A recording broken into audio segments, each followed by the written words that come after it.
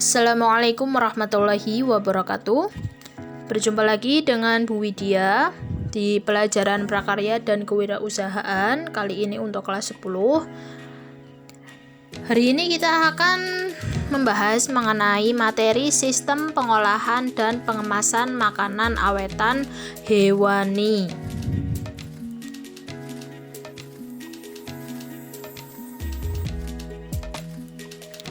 Yang akan kita bahas untuk pertama kalinya saat ini yaitu tentang karakteristik bahan makanan awetan hewani.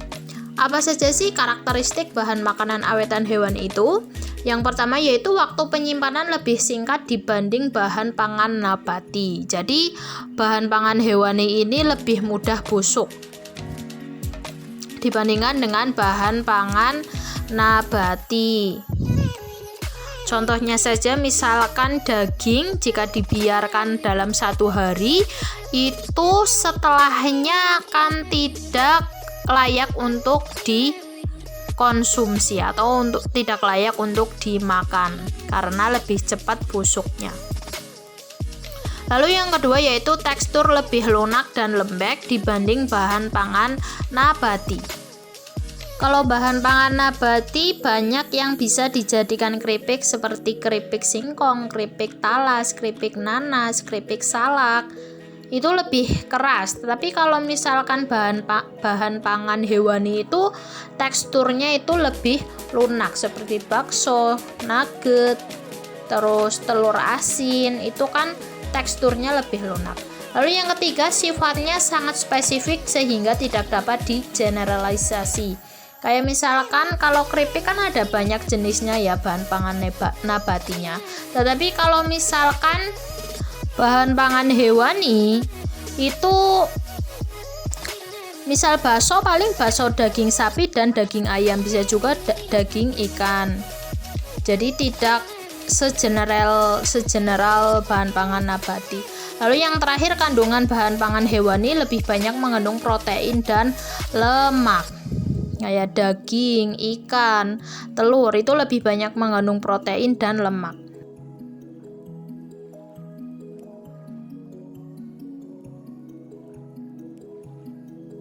Selanjutnya teknik pengolahan atau pengawetan. Jadi tekniknya itu apa saja? Yang pertama teknik pengeringan. Teknik pengeringan merupakan proses untuk mengeluarkan kandungan air melalui energi panas. Proses ini bisa dilakukan dengan cara penjemuran ataupun pengovenan. Lalu yang kedua, pengawetan suhu rendah atau pendinginan. Bisa saja disebut dengan pembekuan. Penyimpanan bahan pangan pada freezer, karena jika disimpan di freezer, bahan pangan hewani akan lebih awet, atau makanan yang sudah diolah disimpan di freezer akan lebih awet.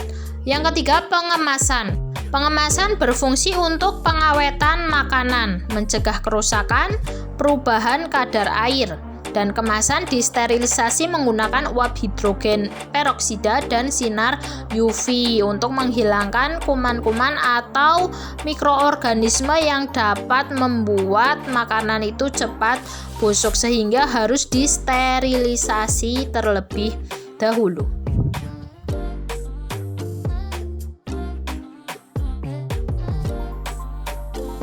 Teknik yang keempat yaitu pengaraman atau pengasinan. Nah, di sini proses pemberian garam ke bahan pangan hewani.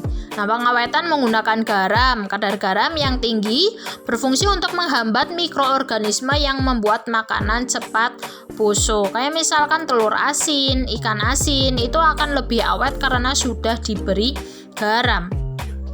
Yang kelima tekniknya yaitu pengasapan, biasanya untuk mengawetkan ikan.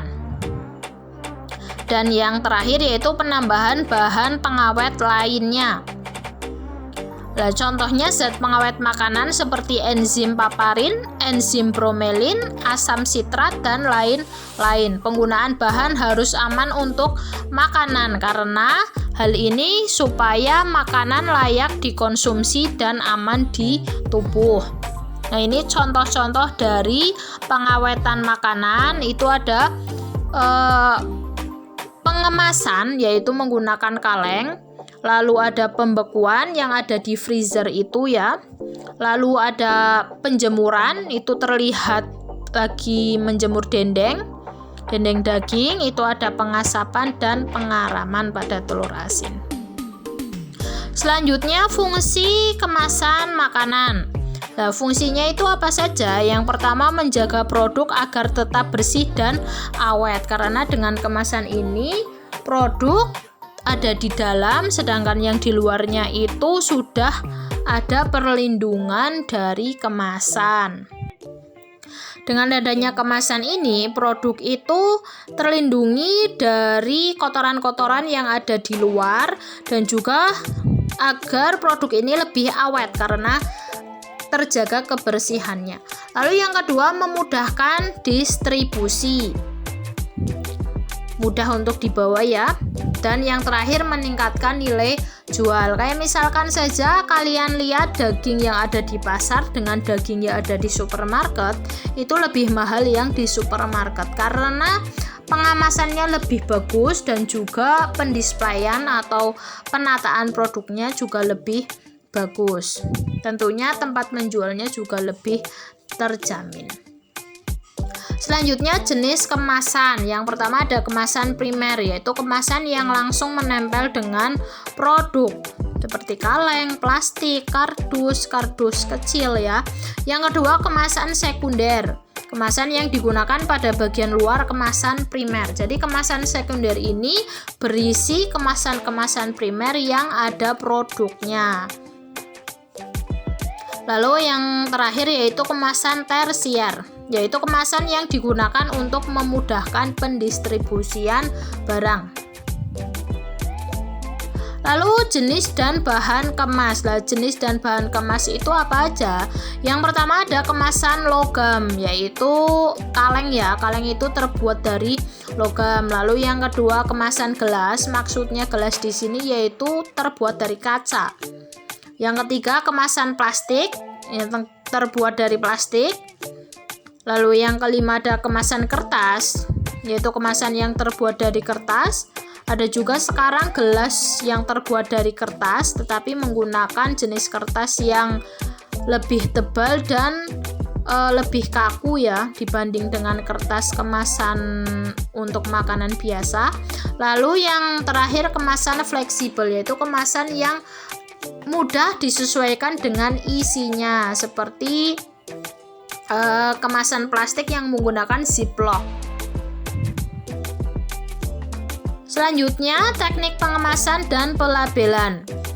Yang pertama akan kita bahas dalam teknik pengemasan yaitu syarat kemasan terlebih dahulu. Apa aja syarat pengemasan? Yang pertama, kemasan harus dapat melindungi isinya. Lalu yang kedua, kemasan harus menjadi media penanda barang yang dikemas, seperti beratnya berapa, ini produk apa, itu ada informasinya terdapat pada kemasan. Yang ketiga, kemasan harus mudah dibuka untuk mempermudah pembeli dalam mengkonsumsi barang yang dibelinya. Kemasan dapat menambah daya tarik produk. Jadi kemasan jangan hanya dijadikan sebagai bahan kemas, tetapi harus bisa memberikan nilai daya tarik bagi pembeli. Yang terakhir akan kita bahas mengenai isi label pada kemasan. Yang pertama, nama produknya. Lah, produk itu isinya apa? Misalkan sosis, daging. Lah, terus nama dagangnya. Kayak misalkan sosis, nama dagangnya sopret. Nah, itu kan termasuk dari nama dagang. Lalu yang ketiga, komposisinya. Berarti produk itu terbuatnya dari apa saja, bahan bakunya itu apa saja. Yang keempat, berat bersih. Berat bersih yaitu isinya, netonya. Lalu nama dan alamat produsen, penjualnya, pemproduksinya itu siapa, alamatnya di mana. Lalu yang ke-6 yaitu nomor pendaftaran atau PIRT. Selanjutnya tanggal kadaluarsa. Tanggal kadaluarsa itu masa boleh dikonsumsi. Dan yang terakhir ada kode produksinya. Jadi semua itu diusahakan ada pada label kemasan untuk mempermudah konsumen memahami informasi produk. Sekian yang dapat Bu Widya sampaikan. Jika ada pertanyaan silahkan langsung di kolom komentar. Semoga bermanfaat. Wassalamualaikum warahmatullahi wabarakatuh.